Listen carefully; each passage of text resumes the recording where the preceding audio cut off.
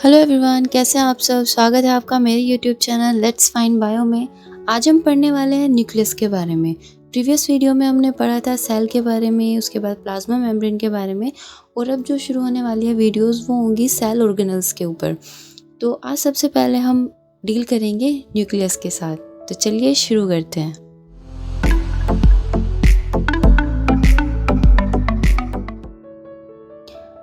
Nucleus is the largest organelle in animal cells. Nucleus जो होता है वो लार्जेस्ट ऑर्गेनल्स है एनिमल सेल्स के अंदर। It contains most of the genetic material of cell, जो कि कंटेन करता है जेनेटिक मटेरियल को, यानी कि DNA and RNA. Nucleus was first described by Robert brown in 1831। Nucleus को सबसे पहले डिस्क्राइब किया था रॉबर्ट ब्राउन ने इन 1831 में। Nucleus is the most important cell organelle which control all cell activity. Nucleus most important cell organelles है जो कि कंट्रोल करता है सेल्स की एक्टिविटीज को। ठीक है। It is also called brain of the cell, इसलिए इसको ब्रेन ऑफ द सेल बोला जाता है। Nucleus is filled with nuclear plasm. जो न्यूक्लियस होता है उसके अंदर देखिए आप, यहाँ पे ना कोई ये फ्लूइड भरा हुआ होता है जिसको बोलते हैं न्यूक्लियर प्लाज्म। अब इसके अंदर chromatins, DNA, proteins, RNA, tRNA, mRNA, ये सब इसके अंदर पाया जाता है और उनका सिंथेसिस भी वहीं पे ही होता है। अब देखते हैं स्ट्रक्चर ऑफ न्यूक्लियस।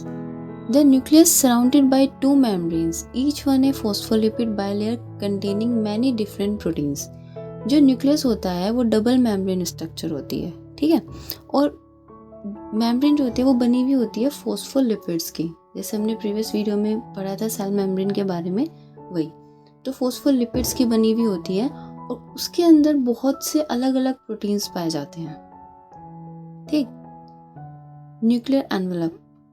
अब जो न्यूक्लियर की जो कवरिंग होती है इसको न्यूक्लियर एनवेलप भी बोला जाता है, ठीक है। The nuclear envelope consist of to membranes called the inner nuclear membrane and outer nuclear membrane. अब जो न्यूक्लियस होता है इसके ऊपर दो मेम्ब्रेन होते हैं जिसको बोलते हैं nuclear inner nuclear membrane and outer nuclear membrane, ठीक है। The outer nuclear membrane is continuous with the endoplasmic reticulum. अब जो ये आउटर मेम्ब्रेन होती है ये कनेक्ट करती है एंडोप्लाज्मिक रेटिकुलम के साथ, ठीक। So the space between the inner and outer nuclear membrane called as perinuclear space. अब जो आउटर और इनर मेम्ब्रेन के बीच का स्पेस होता है उसको बोलते हैं perinuclear space. Is directly connected with the lumen of endoplasmic reticulum, जो कि कनेक्ट करती है डायरेक्टली एंडोप्लाज्मिक रेटिकुलम के साथ। आप देख सकते हो ये है एंडोप्लाज्मिक रेटिकुलम, ये न्यूक्लियोलस, ये क्रोमेटिन, ये न्यूक्लियोप्लाज्म, ये nuclear pore, nuclear envelope and ribosomes, ठीक है।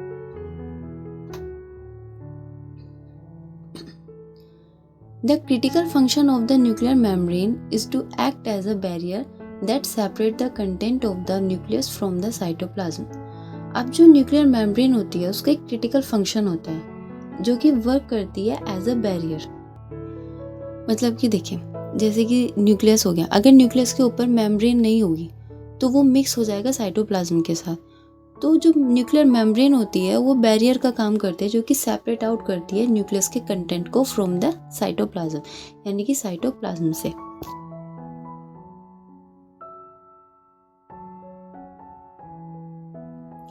The nuclear envelope contains nuclear pores for transport of macromolecules between the cytoplasm and nucleus. अब आपको यहाँ पे दिख रहा होगा ये बड़े बड़े से होल्स दिख रहे हैं ना, इनको बोलते हैं न्यूक्लियर पोर्स। इनका काम होता है ट्रांसपोर्ट करना मैक्रोमोलिक्यूल्स को, मतलब कि जो भी प्रोटीन साइटोप्लाज्म में सिंथेसाइज होगी वो न्यूक्लियस की, जैसे कि कोई प्रोटीन है वो न्यूक्लियस के लिए बनी है तो वो न्यूक्लियस के पास कैसे जाएगी, वो न्यूक्लियस के अंदर जाएगी न्यूक्लियर पोर्स के थ्रू, ठीक है। और जो न्यूक्लियस के अंदर आरएनए बनता है वो आरएनए कैसे बाहर जाएगा, वो भी न्यूक्लियर पोर्स के थ्रू ही बाहर आएगा, क्योंकि एमआरएनए, टीआरएनए उनका काम बाहर होता है ना साइटोप्लाज्म में ट्रांसलेशन, यानी कि प्रोटीन को बनाना, तो वो बाहर न्यूक्लियर पोर्स के थ्रू ही आते हैं। तो यानी कि न्यूक्लियर पोर्स का काम होता है ट्रांसपोर्ट करना मैक्रोमोलिक्यूल्स को। Each nuclear pore consists of large multi-protein complex and termed as nuclear pore complex. अब जो न्यूक्लियर पोर होते हैं वो लार्ज मल्टी प्रोटीन कॉम्प्लेक्स होते हैं, यानी कि बहुत सारी प्रोटीन से मिलकर एक कॉम्प्लेक्स बनाते हैं जिसको बोलते हैं nuclear pore complex. Nuclear pore complex consist of multiple copies of रफली 13 डिफरेंट प्रोटीन्स, मतलब कि 13 अलग अलग प्रोटीन्स हैं, ठीक है, 30 अलग अलग प्रोटीन्स हैं जो कि एक उनकी मल्टीपल कॉपीज मिलकर कॉम्प्लेक्स बनाती हैं, ठीक है, उसको बोलते हैं न्यूक्लियोपोरीन्स। Nuclear lamina. अब न्यूक्लियर लैमिना देखिए, ये जो इनर मेम्ब्रेन है उसके पास एक झिल्ली टाइप होती है जिसको हम बोलते हैं nuclear lamina. Underlying the inner nuclear membrane is the nuclear lamina made of intermediate filament proteins called layman's. किससे बनी हुई होती है? इंटरमीडिएट फिलामेंट प्रोटीन से मिलकर बनी हुई होती है जिसको लेमिन्स बोलते हैं। इसका काम क्या होता है? ये सेल को मीन्स न्यूक्लियस को शेप एंड रिजिडिटी प्रोवाइड करती है, ठीक है। अब आपको यहाँ पे दिख रहा होगा, इसको बोलते हैं न्यूक्लियोलस। इसके बारे में आगे पढ़ते हैं। अब देखिए, DNA replication, transcription, RNA processing occurs in nucleus. ये सभी न्यूक्लियस के अंदर होती है। डीएनए से डीएनए का बनना रेप्लिकेशन, डीएनए से आरएनए का बनना ट्रांसक्रिप्शन, और आरएनए जो बनता है वो इमेच्योर बनता है, मीन्स कि उसमें कोडिंग रीजन भी होता है, नॉन कोडिंग रीजन भी होता है। तो जो नॉन कोडिंग रीजन होता है उसको हटा के जो सिर्फ कोडिंग रीजन होता है, वो जो काम का होता है सिर्फ उसको रखा जाता है, जिसको बोलते हैं आरएनए प्रोसेसिंग, यानी कि आरएनए की प्रोसेसिंग करना, ठीक है। वो सब कहाँ पे होता है? वो सब होता है न्यूक्लियस के अंदर। The nucleolus is a spherical structure found in the cells nucleus. ये एक स्फेरिकल स्ट्रक्चर होती है जो कि न्यूक्लियस के अंदर पाई जाती है। The primary function of nucleolus is to produce and assemble the cell ribosome. इसका फंक्शन होता है प्रोड्यूस करना आरआरएनए का जो सिंथेसिस होता है, और राइबोसोम्स का जो बनना होता है वो न्यूक्लियोलस के अंदर ही होता है, ठीक है। RRNA is also synthesized inside the nucleolus, यानी कि आरआरएनए, राइबोसोमल आरआरएनए जो बनेगा वो न्यूक्लियोलस के अंदर ही बनेगा और वहीं पे राइबोसोम असेंबल्ड होंगे, ठीक है। अब देखते हैं functions of nucleus. Control all cellular functions, जैसे हमने पढ़ा सभी सेल के फंक्शंस को, मीन सेलुलर फंक्शंस को कंट्रोल करेगा। और store the genetic information, store करके रखता है जेनेटिक इन्फॉर्मेशन को, DNA and RNA. Selectively transportation of regulatory factors and energy molecules through nuclear pores, यानी कि ट्रांसपोर्ट करेगा न्यूक्लियर फैक्टर्स को और एनर्जी मॉलिक्यूल्स को थ्रू न्यूक्लियर पोर्स में। House of nucleolus which is the site of production of ribosome.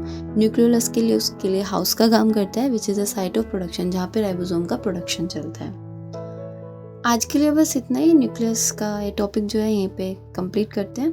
और अगर आपको वीडियो अच्छा लगा हो तो शेयर कीजिए और अपने दोस्तों के साथ भी शेयर कीजिए और लाइक कीजिए और सब्सक्राइब करना बिल्कुल भी मत भूलिए। Thank you for listening me. Bye bye.